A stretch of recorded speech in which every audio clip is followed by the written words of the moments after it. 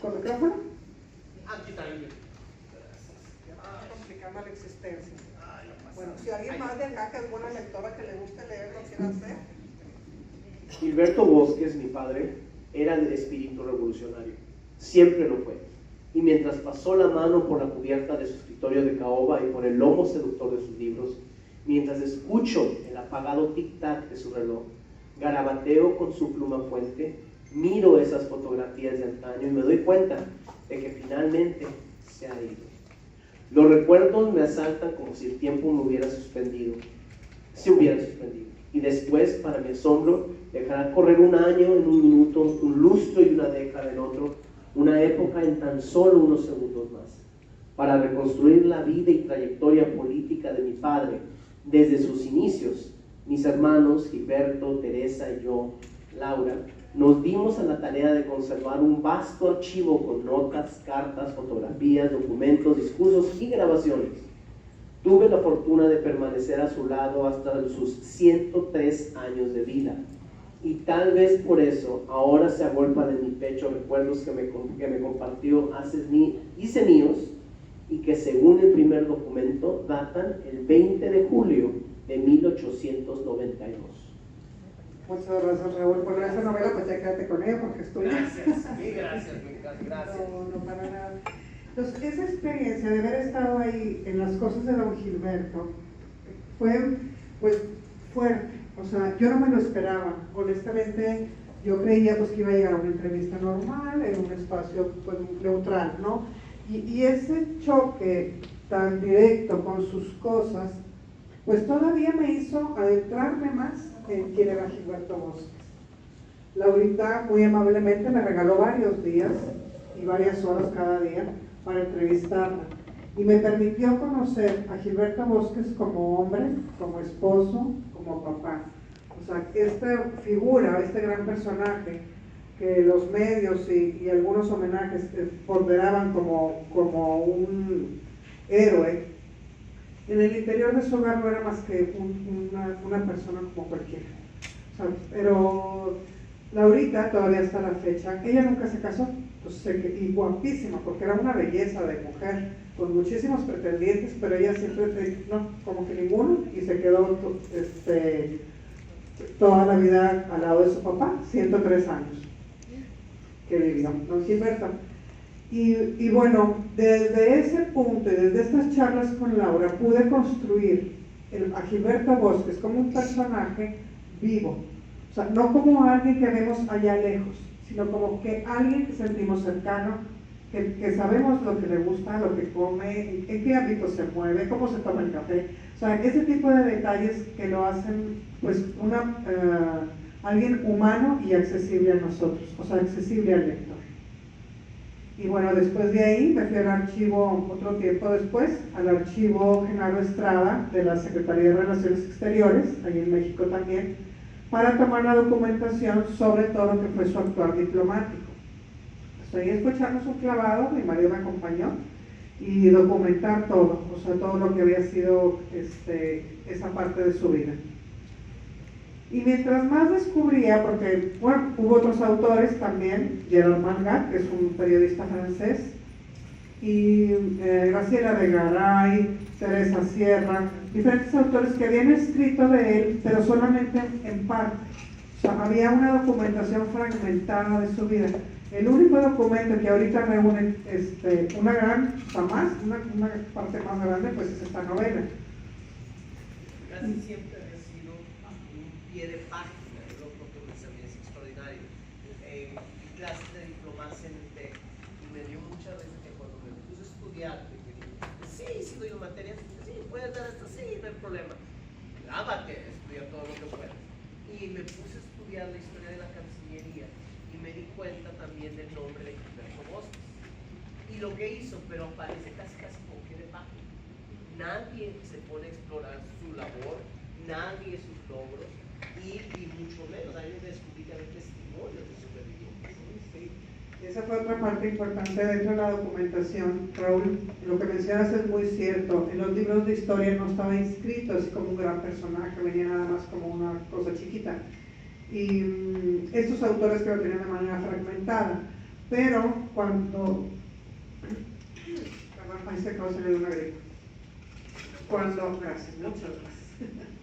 Cuando empiezo a ver lo que él había hecho ya estando en Francia como cónsul, y la situación de los campos de internamiento franceses, de todo este éxodo que hubo de españoles, que cruzaron los Pirineos en inviernos terribles, que cruzaron los puertos fronterizos y llegaron a Francia. Ustedes imagínense, eran más de 300,000 personas, o sea, eran ríos de gente que cruzaban, y bueno, Francia tenía la intención de recibirlos, pero eventualmente las presiones políticas, y cuando ya Francia es ocupada por los nazis, que ya llegan a París y dejan la mitad de la Francia libre y la otra mitad ocupada, bueno, pues el gobierno de Vichy, que se había movido en ese entonces, es un gobierno colaboracionista.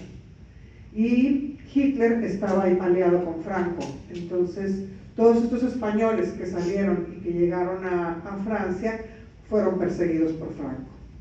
Y fueron perseguidos también por la policía francesa, porque tenían ese acuerdo de entregar, sobre todo a las figuras preeminentes de la República Española, que eran Negrín, ¿cómo se llama? Manuel Azaña, o sea, muchos personajes de los antiguos líderes que fueron derrocados del gobierno por el golpe de Estado que dio Franco. Entonces, al huir, bueno, y no solo ellos, todos los soldados, capitanes, sargentos de la milicia y el ciudadano común, porque ustedes recordarán que en esa época España fue una zona de prueba de los bombardeos nazis y de los bombardeos italianos. Guernica es uno de los casos, Barcelona, Valencia, entonces acababan con las ciudades, y la gente que vivía ahí pues rápido cerraron sus casas, agarraron lo poquito que pudieron, y quienes tenían automóvil pues, salían con carro, pero la gran mayoría salió caminando. Entonces huían de la guerra, o sea, intentaban salvar sus vidas, independientemente ahí de la afiliación política que tuvieran o de cualquier otra cosa. Ellos simplemente querían resguardar sus familias y resguardarse ellos. Entonces llega toda esta ola. Sí, es de que acabamos de ver un grupo de estudios que existe, 3 películas españolas que hablan precisamente de este periodo y hacen una alusión de ello, de cómo están saliendo de Francia, casi contrabandeados a México. La película que vimos de las 13 rosas, de las 13 mujeres, las 13 muchachas que fueron ejecutadas, ajusticiadas simplemente por disensión ideológica. Luego vimos Lo que escondía sus ojos, cortesía de la señora Marta, precisamente, que nos prestó esa película, y otra que se llama La Reina de España, con Penélope Cruz, es más de rebano. Pero sí, la de las 13 rosas muestra cómo incluso la gente de la calle, ¿no? las mujeres que ayudaban incluso en comedores para los huérfanos, son víctimas y son ejecutadas por las fuerzas sufragistas. Sí, o sea, hubo el asesinamiento, los asesinatos eran así, fusilamientos, y eran una cosa terrible. Entonces la gente huyó, fue a Francia porque es el país que tienen contiguo, y Francia, que de entrada les permite llegar, pues los campos de internamiento eran una cosa terrible. En la novela yo documento Argel-sur-Mer, que es uno de los que están comenzanditos, de los primeros campos de internamiento, donde imaginen kilómetros y kilómetros de playa, una alambrada de púas, y eso es el campo de internamiento. Entonces tú llegas como español con tus cosas, cansado, después de haber cruzado la frontera, de haber llegado caminando, y el campo donde te reciben es eso, una vastedad de playa, sin agua potable, sin nada, sanitarios, ni letrinas, ni nada, sin techo. Entonces eran unas condiciones inhumanas, terribles, las que toda esta gente estaba sufriendo en los campos de internamiento.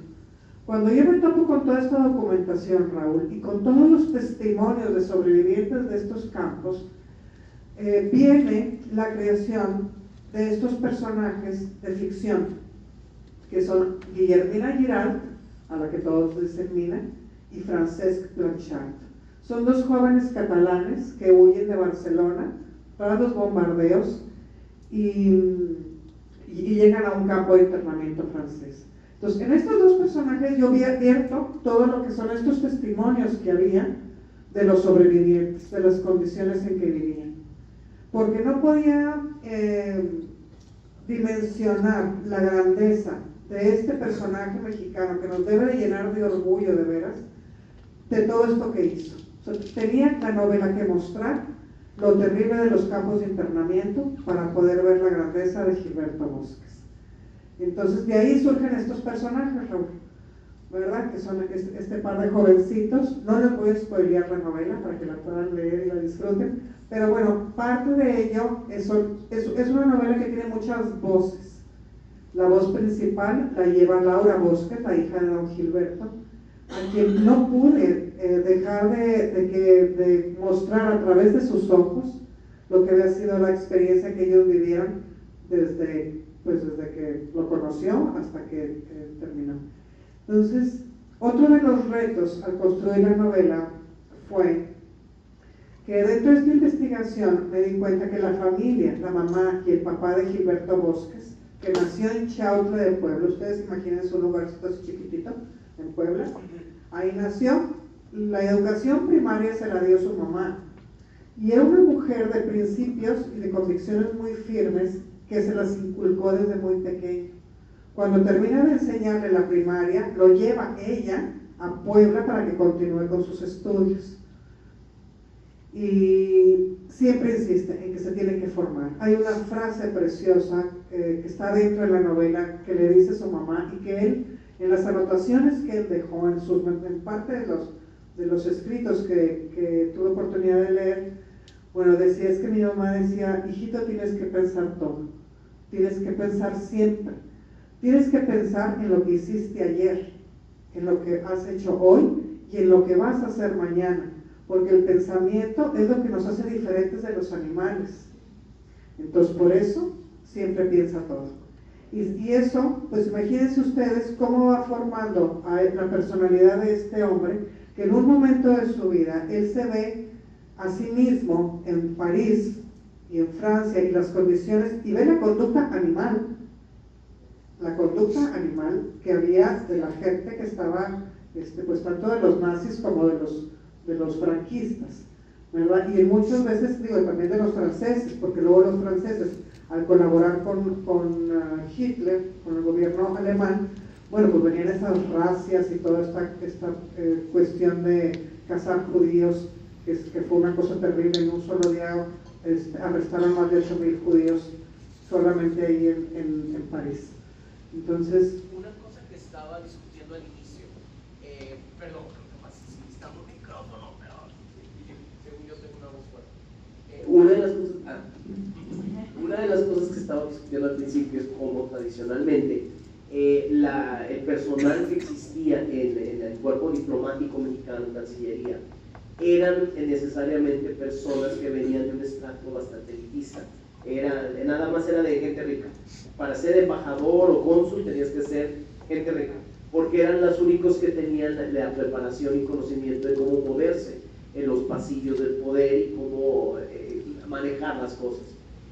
Por otra parte, Gilberto no viene de un origen privilegiado, y es uno de los primeros que entra de los que dicen a entrenarse a cómo ser un diplomático, y siento que eso debe ser un desafío terrible. sí, él mismo comenta, Raúl, en muchas ocasiones que tuvo mucha oposición dentro del ámbito diplomático, porque no era un diplomático de carrera, sino era un diplomático a la carrera.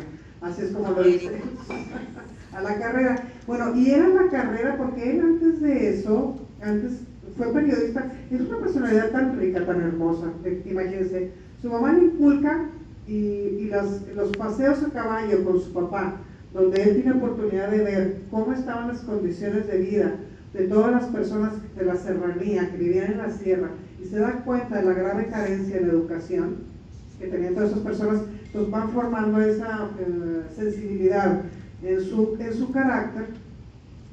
Y también, bueno, no solo eso, sino... Ay, ¿para dónde iba? Sí. Ajá. Bueno, No, pero sí tenía una formación tan rica que lo preparaba perfectamente para eso, porque fue maestro, era poeta, periodista, político, había sido diputado, contendiente a la gobernatura con Maximino Ávila Camacho, que luego lo mandó a asesinar y por una mujer se salva. Sí, sí, él era un gran defensor de los derechos humanos y de los derechos de la mujer. Entonces luchó y hay una serie de nombres inscritos en el Senado de mujeres de aquella época que él estuvo insistiendo en que quedaran grabados y se les reconociera su labor. Pero bueno, entonces toda esta experiencia que él tiene, pues lo preparan, aunque no haya sido de carrera, ese bagaje que él traía para realizar esa función que en su momento él ve con Lázaro Cárdenas y Lázaro Cárdenas lo quiere enviar como ministro plenipotenciario. Y él dice, no, mejor como cónsul, porque como cónsul voy a tener menos compromisos sociales, o sea, esto que dice Raúl, que te tienes que mover en ese ámbito, y voy a poderme enfocar un poco más del tiempo a conocer la educación, el sistema educativo francés, y importarlo a México. Entonces, él llegó con esa idea, y su familia también. Laurita me comentaba en alguna de las entrevistas, pues que llegó con esa emoción de jovencita de 14 años a París, a vivir del otro lado, en Europa, con todo el ambiente cultural que a ella le gustaba mucho, porque a Laura hasta la fecha le gusta mucho la poesía y la literatura. Y de buenas a primeras, pues, ¿cuál 15 años y cuál vestido para los 15 años? Le dice de don Gilberto, hijita, los nazis están entrando a París, no es momento ahorita de pensar en vestidos de 15 años. Yo tengo que actuar rápido, ustedes se van a tener que ir de ahí, tenemos que mover el consulado. O sea, había que responder y había que responder rápido. Entonces, toda esta experiencia de Gilberto Bosques, no solamente es Gilberto Bosques, también es su esposa y son sus 3 hijos, que comentó, como leyó en un principio Raúl, Teresa, que es la mayor, Laurita, que es la mayor, Teresa, que es la segunda, y Gilberto, que era el más chico. Hace un mes falleció Teresa, en Suiza. Ella estaba casada con un suizo y su familia y sus hijos vivían allá, y Laurita fue a verla. Regresó porque tenía un compromiso aquí en Monterrey, que fue la presentación que tuve el 30 de agosto, hubo una presentación, y ella quería estar aquí. Entonces se regresa de Suiza, y a los 2 días que se regresa, su hermana se muere. Entonces ella volvió otra vez, estuvo en el funeral y se vuelve a regresar. Y la tuvimos aquí, sentada en esa presentación, ahí en el gimnasio irlandés, en primera fila, con sus 93 años, y ese deseo de estar donde está siendo dado a conocer la vida de su papá. Porque ella ha sido una de las principales promotoras, no de manera oficial, sino de manera personal, con toda esta actividad que ha dejado conocer. Regaló todos los archivos de la familia al Archivo General Estrada, una parte, y otra parte a la UNAM. Entonces, ni siquiera los vendió. O sea, normalmente esos archivos se venden. Bueno, ella los regaló. O sea, que para ver el nivel de persona con el que estamos. O sea, una mujer grandiosa. Entonces, todo este contexto de Gilberto Bosques no únicamente es él, también es toda su familia. Y ahí vemos cómo... Sí, ella vivió, toda la familia vivió con Gilberto todos esos periodos de crisis allá en Europa. Así es, estuvieron con él, mientras otros diplomáticos evacuaron a la familia. Exactamente, regresaron a sus familias, a sus casas, su familia se quiso quedar con él. Hasta que, bueno, finalmente, no les quiero spoiler. Pero bueno, es una exploración de la historia. Es historia, por favor. Sí, es historia. Todo lo que queremos saber. Al final, la familia es capturada, o sea, cuando México le declara la guerra a Alemania, y eso fue, los apresaron en el 44. Sí, en el 44. O sea, todo ese periodo del 44 ellos están presos. Están presos en Bad Godesberg, que es un hotel al que usualmente Hitler frecuentaba, y ahí tienen a diferentes cuerpos diplomáticos, no pueden abandonar el hotel.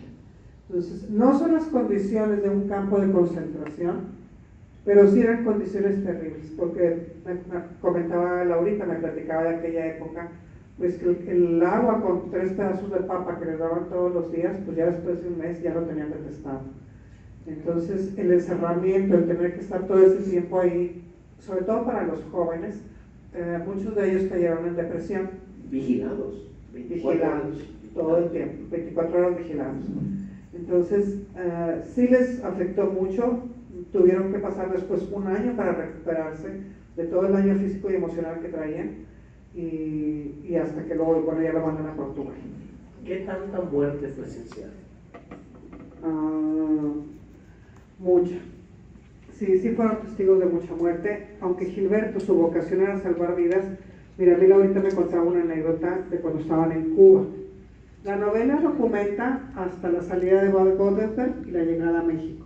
Pero hay toda una época posterior de Gilberto Bosques que yo les invitaría a que luego ustedes mismas descubrieran, donde él hace labor en Portugal y continúa sacando españoles a través de Portugal para enviarlos a México. Porque Portugal tenía una dictadura. Sí, estaba Salazar. Exactamente. Ajá, Era una dictadura casi terrible como la de Franco. Que además él estaba de acuerdo con Franco, o sea, tenían un convenio para enviarle todos los presos políticos que él tuviera a regresarlos a España, extraditarlos para ser enjuiciados y fusilados. Y viceversa, devolverle los portugueses a Salazar. Sí, así es. Entonces, bueno, en este contexto, Gilberto Bosques tiene un pacto de caballeros, que es como él lo describe, que no hay un documento oficial, no hay nada que lo avale, sino simplemente es un estrechar la mano y decirle, son vidas humanas y tengo que salvarlas. Y entonces Salazar ya se hace de la vista gorda y le da chance de que estos españoles puedan salir. No, sí. Perdón, es que tenía duda desde hace ratito que empezaste. ¿Cuánto tiempo duró de que llegaron a Francia, o sea, a París, y que salieron de ahí? O sea, años, o sea, 4 años. Sí, ellos llegaron el último día de diciembre de 1938, desembarcaron en Francia. Y hasta el 44, que es cuando ya regresan a Monterrey. Llegan aquí de regreso. A México, perdón, a México, sí, a la Ciudad de México. Y es una escena preciosa también que la narran los sobrevivientes y los descendientes de los sobrevivientes. Esa llegada de Gilberto Bosques a la estación de Buenavista, dicen que fue una cosa impresionante, porque esperaron 7 horas porque el tren venía con retraso. Entonces estaba abarrotada completamente la estación, llena en su totalidad, y Gilberto Bosques no pisó el suelo. O sea, desde que se asomó en el vagón de ferrocarril, inmediatamente lo levantaron y en andas se lo llevan hasta fuera de la estación. Y ahí estaban españoles, judíos, turcos, húngaros, una cantidad de gente a la que él ayudó y que vino a México. Hay muchísimos más que no vinieron a México, de los que no hay una visa documentada que hayan, o sea, que se quedaron en Estados Unidos, según una vez. Así es, algunos fueron a Estados Unidos, otros a América del Sur, pero cuando menos ellos tenían, dentro de la cuestión histórica, Raúl, un detalle que llama mucho la atención y que es un logro de Luis I. Rodríguez, que era el embajador, es un acuerdo franco-mexicano, donde Francia le da permiso a México de traerse todos los españoles que quiera, de los que están ahí en territorio francés. Y hay una expresión que dicen por ahí, ¿cómo se llamaba?